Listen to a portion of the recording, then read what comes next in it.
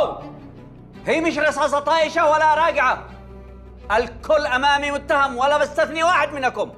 يا فندم أنا محمل السلاح، وأنا كنت جاي أشوف الأرض حقيه، جيتوهم مشتبكين والرصاص لعلع، شفتوا حارث ممدد وملأ له دم، صيحت يوقفوا. يوقفوا؟ يا فندم المتهم الرئيسي في هذا كله ابو صقر ورجاله.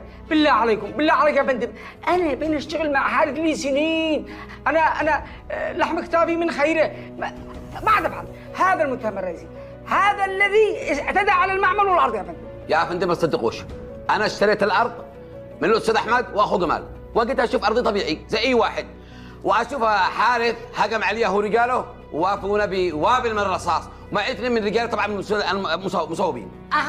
ورجالنا يا فندم في المستشفى.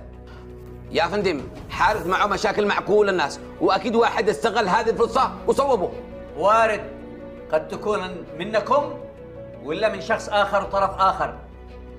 اسمع، انت جيت انت ورجالك مسلحين ولا لا؟ يا فندم انا متهم انا ورجالي، انا ما ناس حق قتل يا فندم، انا اقول لي حق قطعه ارض. تمام. عسكري، ايه وكيف؟ طلعوا رجال حارث. واحنا محجوزين هنا من الصباح، والضابط شاكك فينا كلنا. ايش يعرف منو صوب حارث؟ اعترف منو؟ اعترفوا. والله يا شيخ اني كنت ناوي اطرح الحارث هنا في راسه واقتله، تفاجأت لما لقيته مصوب. والمشكله واحد استغل خلافي انا وحارث وكان ناوي يقتله يا عاطف. من هو؟ مين كان يكون له الاستاذ احمد؟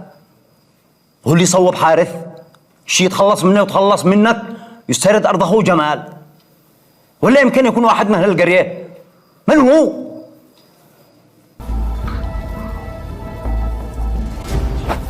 جني لكن متى يطلعونا من هنا؟ ما هو معك اهداء عاطف، بنطلع ولا تقلق، بنطلع احنا بنطلع. تكلم واثق من نفسك، معك وساطه يطلعونا ولا هكذا؟ عاطف اهداء، مع الله سبحانه وتعالى، بنطلع لا تقلق يا عاطف. ابو صقر. ايوه يا فندم. الفندم افرج عليك انت ورجالك. شفت يا عاطف، قد نقول لك معنا وساطه، بنخرج. الا قل لي عسكري، منو اللي صوب حارث وعمل الحركات هذه؟ المهم مش انتو. الحمد لله، مش قلت لك معنا وساطه؟ عاطف ما هو عطف رجال، ايه عطفنا.